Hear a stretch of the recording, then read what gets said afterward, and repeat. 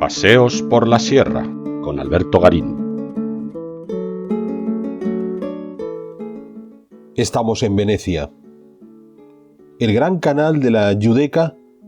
separa la parte principal de la ciudad, donde podemos distinguir, por ejemplo, la plaza de San Marcos, con la catedral veneciana y su significativo campanile, de la isla de San Giorgio,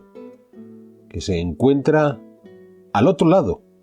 de ese canal de la Giudecca,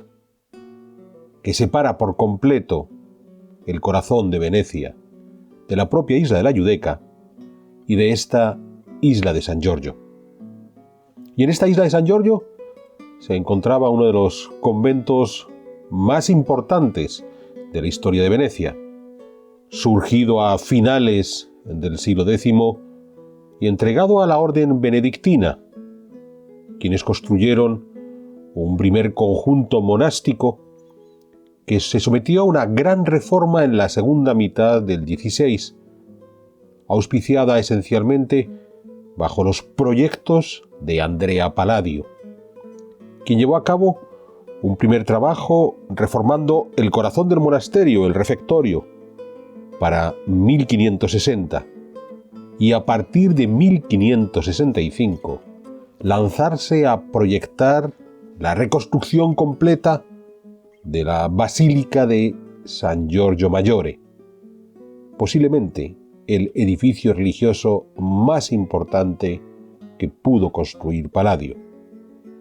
Una basílica que habría de ser concluida a la muerte del maestro ya en 1611, bajo la dirección de Scamozzi, a quien le debemos la fachada que hoy conocemos y que los historiadores debaten hasta qué punto Scamozzi siguió las ideas que para el cierre de la basílica tenía en mente Palladio, o si Scamozzi se tomó ciertas libertades. Como decíamos, esta iglesia de San Giorgio Maggiore fue la principal construcción religiosa que llevó a cabo durante su vida Andrea Palladio. Hemos de pensar que Palladio comenzó a proyectar San Giorgio 5 años antes de que se embarcara en su gran aventura editorial, los 4 libros de la arquitectura que, publicados a partir de 1570, habían de convertirse en el principal referente de la arquitectura renacentista, no solo para esta parte del Véneto, sino sobre todo cuando los países protestantes, y más en concreto los anglosajones, desde la Inglaterra del siglo XVII a los Estados Unidos, desde las finales del siglo XVIII en adelante, miraron hacia el arte clásico. De modo que en esos 4 libros de arquitectura, en el momento de abordar la arquitectura religiosa, Palladio tenía en mente lo que había hecho aquí, en San Giorgio Maggiore, una iglesia donde desde el punto de vista formal se ajustó al espacio litúrgico propio del catolicismo veneciano. Una gran nave central que llevaba hacia el presbiterio, naves laterales, una a cada lado, un transepto bien marcado que indica dónde se encuentra el crucero, como paso previo a ese presbiterio, y por detrás del presbiterio, el coro, una singularidad propia de la liturgia católica veneciana, heredada en cierta medida de su pasado bizantino. Recordemos que Venecia durante varios siglos fue uno de los grandes puertos en el Mediterráneo central de ese imperio bizantino. Y desde el punto de vista litúrgico, aunque eran católicos, tienen algunos guiños que miran hacia la liturgia ortodoxa. A partir de ahí, con esa planta formal claramente definida, esa planta de cruz latina con ese coro proyectado detrás del presbiterio, una elevación en la que Palladio exhibe todo el repertorio de elementos clásicos en su forma más canónica. Un Palladio que ha mirado claramente a los grandes maestros del Renacimiento, por supuesto Brunelleschi, pero sobre todo a Bramante, y que plasma todo ese repertorio de elementos clásicos en el desarrollo de esta iglesia, en unas dimensiones además gigantescas. Pocas veces Palladio tuvo que trabajar con un edificio que tuviera una cantidad de espacio tan amplio como el que tuvo que abarcar en el interior de San Giorgio Maggiore. Y puesto a trabajar en esas grandes dimensiones, lo que hizo fue que todos los elementos tenían que tener esa gigantesca forma de expresarse. Lo hemos visto en la nave central,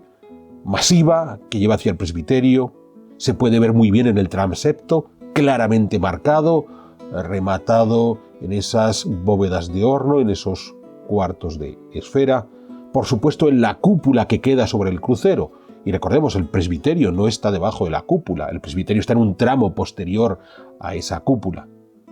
Y a partir de ahí, en la descomposición de los elementos que generan esa elevación. Una alternancia lógica entre los pilares que sostienen los arcos de medio punto que van a separar las naves laterales de la nave central, el transepto de las naves, el presbiterio del transepto, pero luego para sostener los órdenes por encima, los cornisas, los entalamentos por encima de esos arcos de medio punto,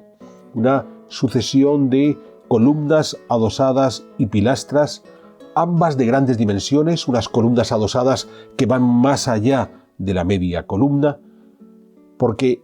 sencillamente el espacio lo permite, y esto es un elemento que hemos de retener en la cabeza. Palladio no trata de establecer unas proporciones cerradas. Entiende que en el momento de enfrentarse a un edificio de las dimensiones tan colosales que tiene San Giorgio Maggiore, era necesario que los elementos que constituían ese edificio, tal como acabamos de explicar, la nave central, las laterales, el transepto, el presbiterio, el propio coro, eran gigantescos. Los elementos que configuran todos esos espacios también necesitan ser proyectados más allá de lo que uno puede esperar, de ahí esas columnas adosadas que son prácticamente columnas enteras, o esas pilastras que son prácticamente pilastras completas, porque sencillamente el espacio permite jugar con esas grandes dimensiones. Por supuesto,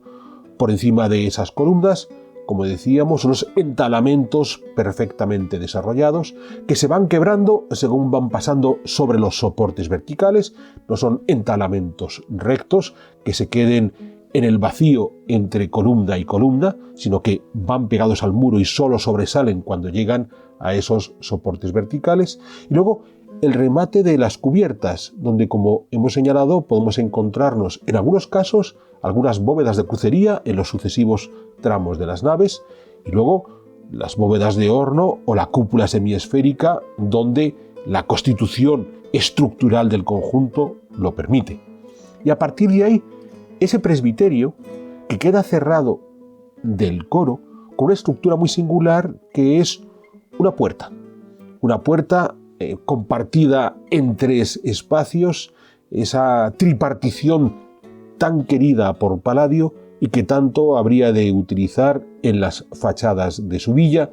de modo que la misma solución que había estado empleando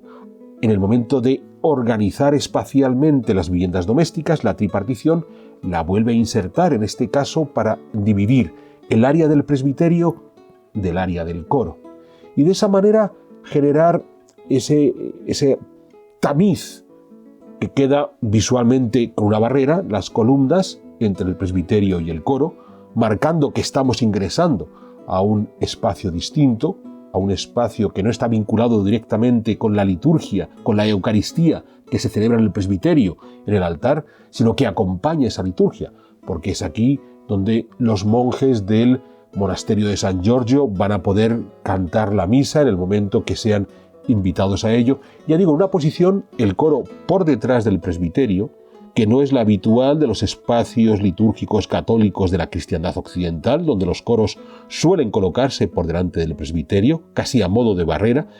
En el mundo medieval, más tarde, a partir de la Reforma de Trento, los coros se trasladan al final de las naves o a la parte superior de estas para permitir que los fieles miren al altar, pero que en Venecia, con ese último residuo de las liturgias ortodoxas bizantinas, el coro queda en esa parte posterior.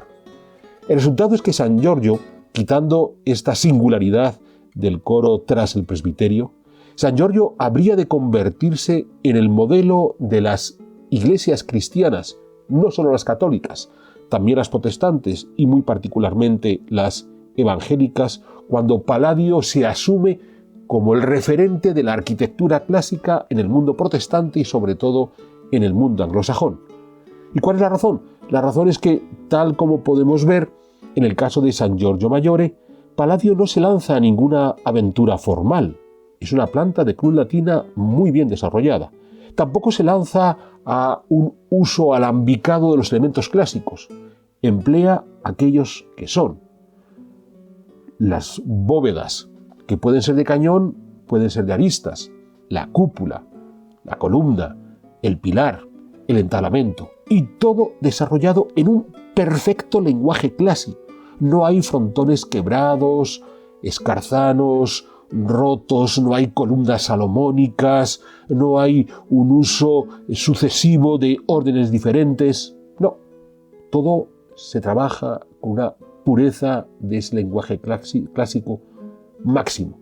Y eso es lo que va a permitir el éxito de Palladio, esa aparente sencillez que en realidad lo que hace es que demuestra cómo el arquitecto supo adecuarse, en este caso, a un espacio tan venerable como era el monasterio de San Giorgio, resolviendo con todo su repertorio clásico, sin mayores atrevimientos, pero eso sí, sabiendo manejar la gran proporción, haciendo de San Giorgio un edificio colosal y que sin embargo cumple su función litúrgica.